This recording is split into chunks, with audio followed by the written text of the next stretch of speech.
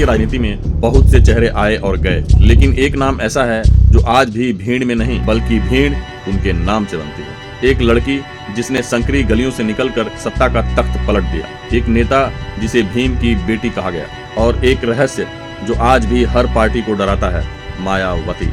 लेकिन सवाल यह है, क्या माया की सत्ता सिर्फ इतिहास बन रही है या लौट कर आएगा माया मैजिक?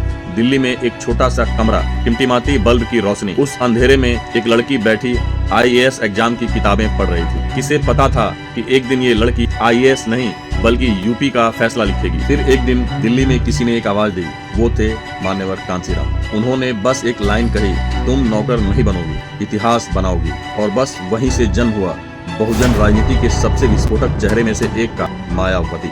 2 जून 1995 पॉलिटिक्स का वो चैप्टर जिसे कोई कभी भूल नहीं सकता। गेस्ट हाउस कांड, कमरा छोटा और तनाव बड़ा, बाहर पूरे यूपी की सियासत जल रही थी। बसपा और सपा गठबंधन टूटा, हालात बेकाबू और सबकी नजर एक महिला पर, मायावती। और उस दिन उन्होंने वो निर्णय लिया जिसने उनकी सियासत को लीडर से सीधे लीजेंड बना दिया।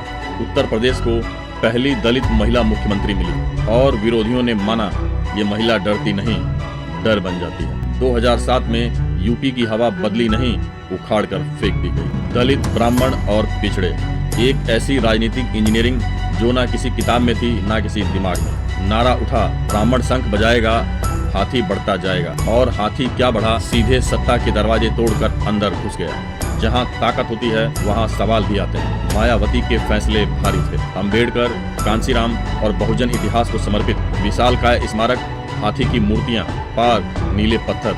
समर्थकों का मानना ये पहचान है, ये सम्मान है।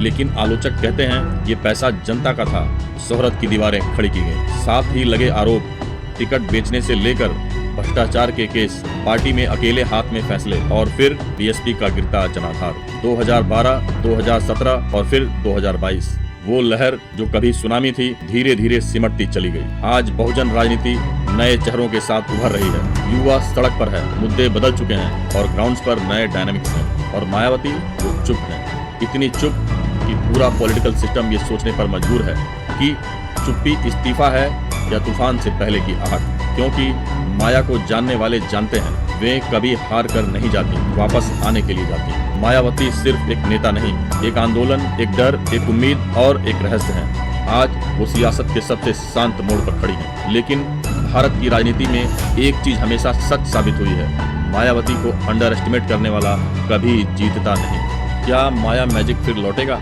या ये अध्याय इतिहास बन चुका है? फैसला आने वाले वक्त के हाथ में है।